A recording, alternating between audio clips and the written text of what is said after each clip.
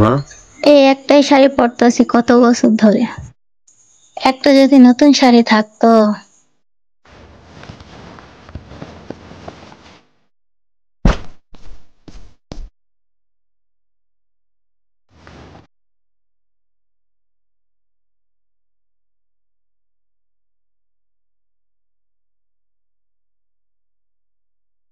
এখানে টাকা আসলো কই থেকে?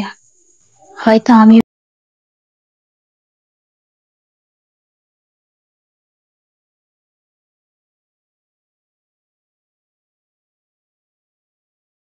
কই থেকে আসলো? বাবা, আমার বালিশের তলে কিছু টাকা ছিল, তাই ভাবলাম তোর জন্য একটা জামা কিনে নিয়ে আসি।